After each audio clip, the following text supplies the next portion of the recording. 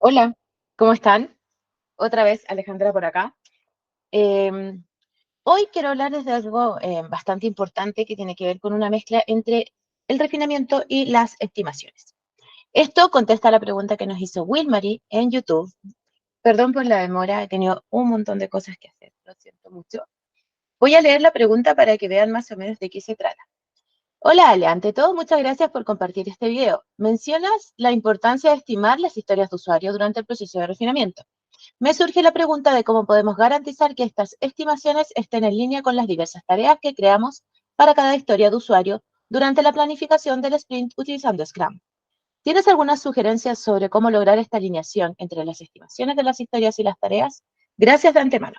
Ok, este es un tema bastante interesante y últimamente bastante controversial porque muchas personas hablan del no estimate. Una cosa que, esto es de mi experiencia, creo que el no estimate es para equipos que ya tienen una madurez para poder saber cómo trabajan, ¿vale? Pero cuando los equipos están principalmente partiendo, son equipos nuevos, junior, pequeños, que están recién comenzando, o ya llevan un tiempo, pero todavía no se sienten maduros, la estimación es algo súper importante. Ahora, quiero hablar un tema sobre la estimación. Se habla sobre la estimación de tareas, pero también se habla sobre la estimación de la historia. Y eso a veces confunde un poco. Yo voy a hablar desde mi experiencia y desde lo que me ha servido cada vez que trabajo con los equipos. Primero que todo, tenemos que saber que cuando nosotros refinamos una historia, primero la entendemos funcionalmente para luego técnicamente entender cómo la vamos a trabajar, ¿cierto? De esta manera, nosotros entendemos lo que la intención del Product Owner, entendamos que la historia parte como una intención de conversación y luego se va trabajando con el equipo para llegar a la interacción a través de la conversación, de poder entender qué es realmente lo que se quiere y cuáles son los criterios de aceptación que vamos a trabajar.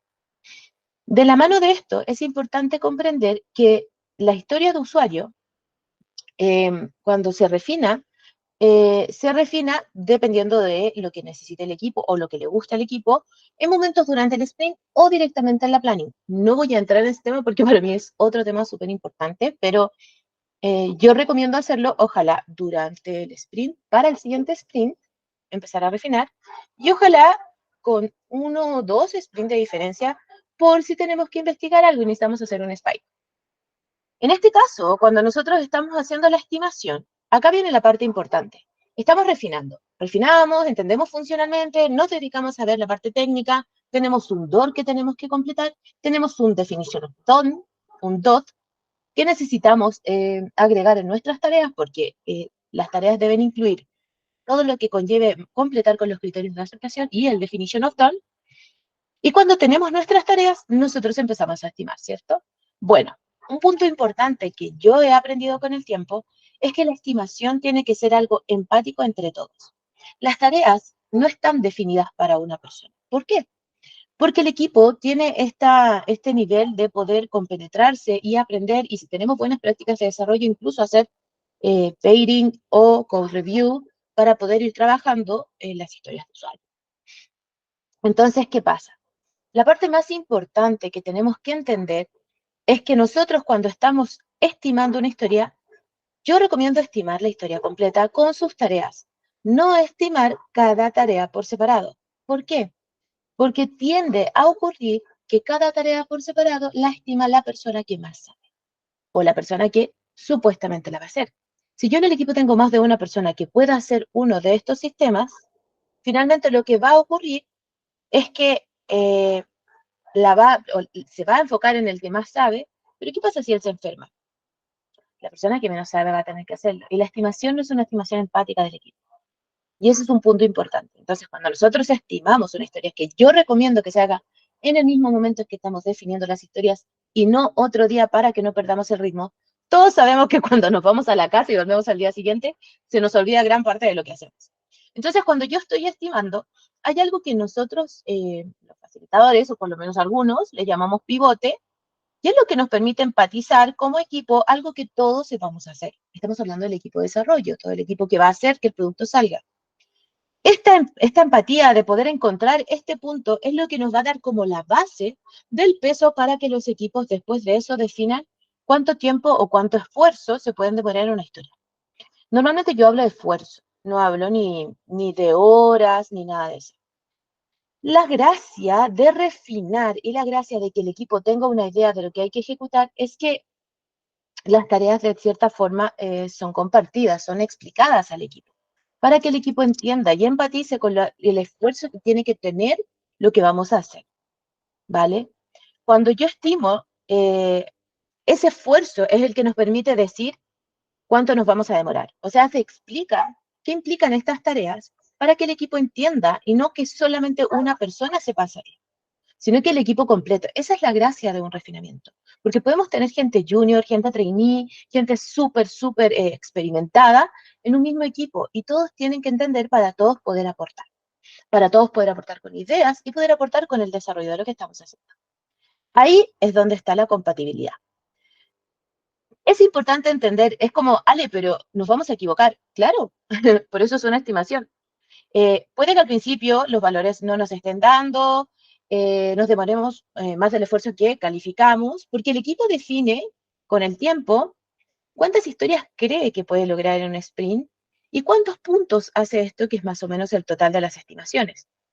Entonces, si el equipo dice, ok, hacemos 45 puntos y después se dan cuenta que en realidad hacen 40, al siguiente sprint van a decir, ok, pongamos 42 para ver si los logramos, porque también tampoco tienes que ponerte en el nivel como justo, siempre hay como que estar como tratando de crecer como equipo un poquito.